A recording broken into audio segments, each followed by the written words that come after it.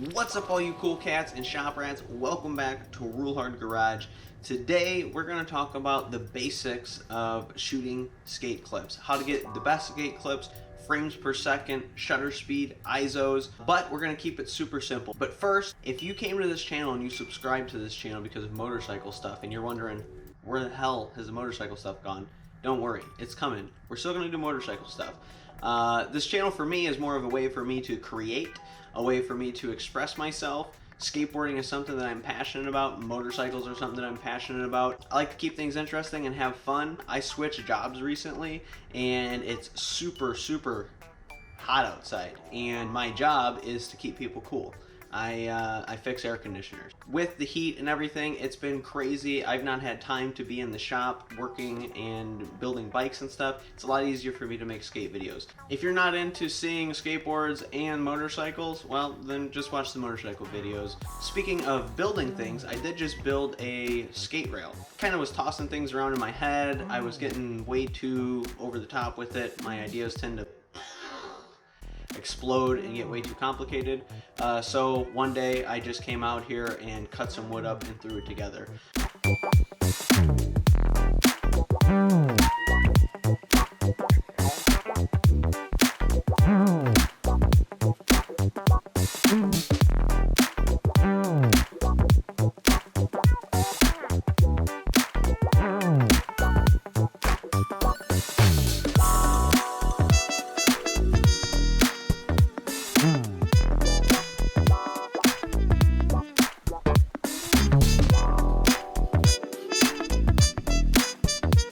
I've been having a lot of fun with it, and actually today's video, the clips that I made, you'll see that ramp in it.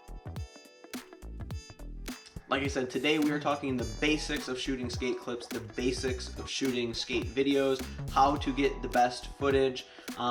This is going to apply to phones, to GoPros, to pretty much anything that you're going to be shooting skate clips with. I personally am using a GoPro. I understand that some people, maybe you're using your iPhone, maybe you're using an Android, maybe you're using a VX1000. I have no idea. But all of these things are going to apply to you just on the basic level, and there's definitely something that you're going to be able to take away from this video. Now, if you don't see exactly what you want in this video, I do plan on doing a series of these videos about shooting skate clips and how to get the best footage. Today, like I said, is a basic one, so I'm not going to get super into the advanced stuff, but I do plan on doing some more advanced tips. So we're going to talk about just stationary filming, assuming that you're filming this on your own, by yourself, with a camera on a tripod. Before I get into the guts of this, I think the number one tip, the number one thing that you can take away from this is have fun. Shoot lots of footage and focus on the story. While your frames per second and your shutter speed and your ISOs and all of these things are going to make a difference, it's very easy to get sucked up into the details about what camera you have, the lenses that you have, the microphone, your equipment, all of this stuff, and that's going to become very discouraging. I'm telling you right now, you do not want to miss a clip because you're dicking around trying to set your camera up. If your camera's not on the right setting, just shoot video, find the story.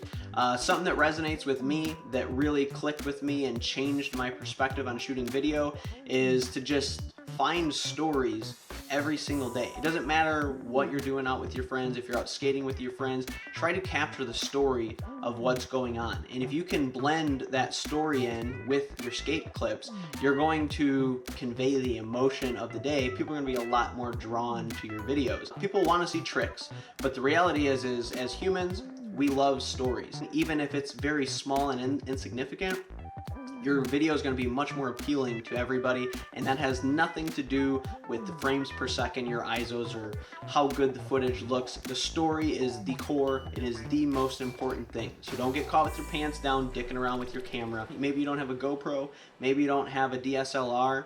That's fine. Shoot video, even if it's with your camera phone. So don't get discouraged. Just get out there, shoot, and have fun doing it. Now, we're going to get into the deets of this, and I'm just going to make a prediction and tell you what I think. I think that the best frame rate for you to use is 60 frames per second.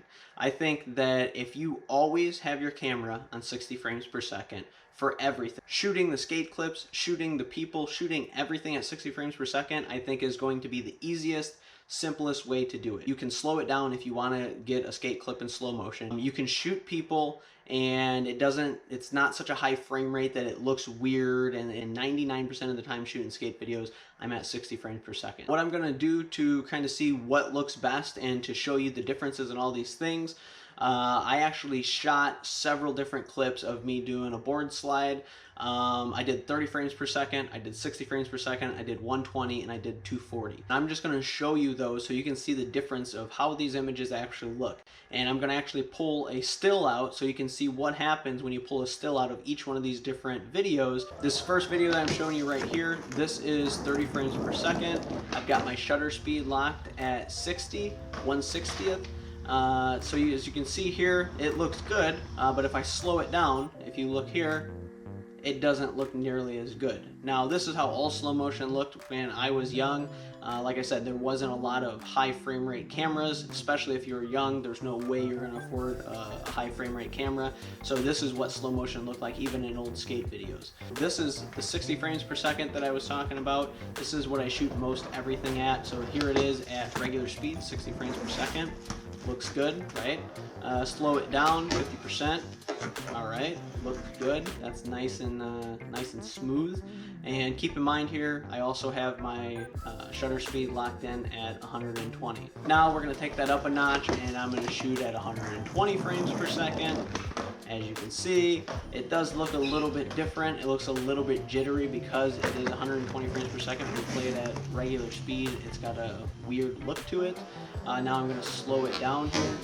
And as you can see, at 25% speed, it looks even better. It's frickin' amazeballs. Alright, now I did shoot one at 240 frames per second.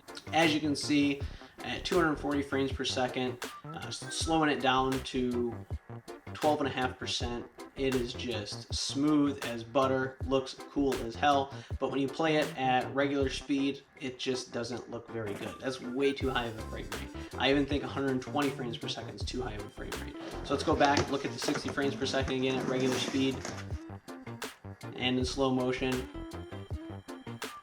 So you can see why I feel like the 60 frames per second is just the go-to. It looks good at regular speed, it looks good in slow motion, and it's just kind of the perfect setting, in my opinion, to shoot everything. Frames per second. Literally, you are talking how many frames per second you are capturing on your camera.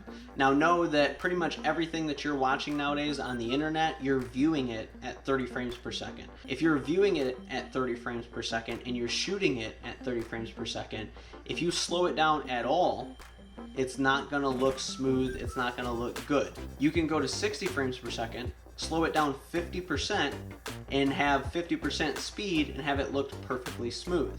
That is really what you're trying to get with frame rate. Now you go to 120, you can play it at quarter speed, so on and so forth. Higher frame rate, slower footage, it's gonna look nice and smooth. That's really the gist of frames per second.